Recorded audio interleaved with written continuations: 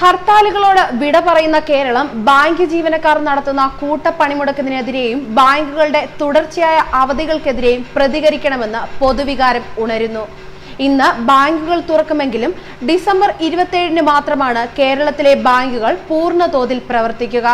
അതായത് 21-ന് ബാങ്ക് ഓഫീസർമാരുടെ പണിമുടക്കിനെ തുടർന്ന് അടച്ചിട്ട ബാങ്ക് 6 ദിവസത്തെ തുടർച്ചയായ അവധിക്ക് ശേഷമാണ് 27-ന് പ്രവർത്തനം ആരംഭിക്കുക.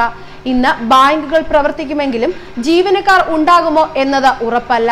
തുടർച്ചയായ അവധിക്കിടയിലായതിനാൽ ജീവനക്കാരിൽ അധികം പേരും ഇന്ന് വരാനിടയില്ല.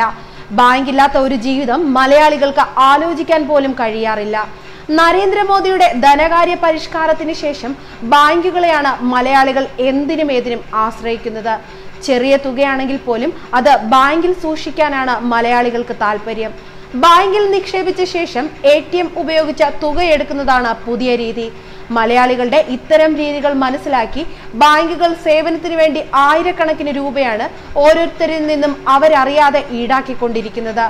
ബാങ്കിൽ ആവശ്യാനുസരണം പണമുണ്ടെങ്കിൽ അത് പോകുന്ന വഴി കണ്ടെത്താനും കഴിയില്ല. ബാങ്കുകൾ തുടർച്ചയായി അവധിയായതോടെ ബാങ്ക് തട്ടിപ്പും ഏറി വരുന്നു. പണം കൈമാറുന്ന മൊബൈൽ ആപ്പുകൾ വഴിയാണ് തട്ടിപ്പുകൾ പുരോഗമിക്കുന്നത്. ഈ കഴിഞ്ഞയാഴ്ച മെഡിക്കൽ കോളേജ് സ്വദേശിയിൽ നിന്നും 4.5 ലക്ഷമാണ് കവർന്നത്. അക്കൗണ്ടിൽ നിന്നും പണം പോയാലും അത് തടയാനാവില്ല എന്നതാണ് ഇത്തരം തട്ടിപ്പുകളുടെ പ്രത്യേകത. കാർഡ് ബ്ലോക്ക് ചെയ്തിട്ടും പ്രയോജനം കാണില്ല. ഓൺലൈൻ തട്ടിപ്പിന് ഒരിക്കൽ ഇരയായാൽ അത് അഭംഗുരം തുടർന്നുകൊണ്ടേയിരിക്കും. ഇത്തരം തട്ടിപ്പുകൾക്ക് പിന്നിൽ പ്രമുഖ ബാങ്കുകളിലെ കോൾ സെന്റർ ജീവനക്കാർക്കും പങ്കുണ്ടെന്നാണ് പോലീസ് കണ്ടെത്തിയിട്ടുള്ളത്. SBI ഉൾപ്പെടെയുള്ള ബാങ്കുകൾ അവരുടെ ഓൺലൈൻ ബിസിനസ്സുകൾ നടത്താൻ സ്വകാര്യ കോൾ സെന്ററുകളെയാണ് ഉപയോഗിക്കുന്നത്. പലരും ബാങ്കുകളിലേക്ക് വിളിക്കുന്ന ദിവസം തന്നെയാണ് ബാങ്കുകളിൽ നിന്നാണെന്ന വ്യാജേന കോൾ വരുന്നത്. ബാങ്കുമായി സംസാരിച്ച കാര്യങ്ങൾ വിളിക്കുന്നവർ പറയുന്നത് കേൾക്കുമ്പോൾ ഉപഭോക്താവ് സത്യമാണെന്ന് ധരിക്കും. സംശയമില്ലാതെ വിവരങ്ങൾ കൈമാറും. സ്വന്തം മൊബൈലിലേക്ക് വരുന്ന 1 ടൈം പാസ്വേഡ് പറയാൻ ആവശ്യപ്പെടുമ്പോൾ അതും പറഞ്ഞു കൊടുക്കുന്നവരുണ്ട്. 1 ടൈം പാസ്വേഡ് ലഭ്യമായാൽ സ്വന്തം അക്കൗണ്ടിൽ നിന്നും പണം പോകുന്നത് അറിയില്ല. ഇതേ തട്ടിപ്പ് ക്രെഡിറ്റ് ഡെബിറ്റ് കാർഡുകളിൽ നടത്താറുണ്ട്. ചിപ്പ് പതിപ്പിച്ച പുതിയ കാർഡ് നൽകാനാണെന്ന് പറഞ്ഞ് തട്ടിപ്പ് നടത്തുന്നവരും നിരവധിയാണ്. ബാങ്കുകൾ കാർഡ് സംബന്ധമായ കാര്യങ്ങൾക്ക് ഉപഭോക്താവിനെ വിളിക്കാറില്ലെന്ന വാസ്തവം പലർക്കും അറിയില്ല. ഇത്തരം വിവരങ്ങൾ ആവശ്യപ്പെടുന്നവർക്ക് നൽകാതിരിക്കണമെന്ന് ബാങ്കുകൾ സ്ഥിരമായി ഉപഭോക്താക്കളെ അറിയിക്കാറുണ്ട്. എന്നിട്ടും വിദ്യാസമ്പന്നരായ നിരവധി പേർ ഇത്തരം തട്ടിപ്പുകൾക്ക് ഇരയാകുന്നുണ്ട്.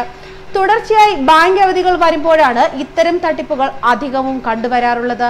ബാങ്ക് അവധികൾ നിയന്ത്രിക്കുക എന്നത് മാത്രമാണ് ഇതിനുള്ള പോംവഴിയെന്ന് വിദഗ്ധർ പറയുന്നു. ബാങ്ക് അവശ്യ സർവീസാണ്.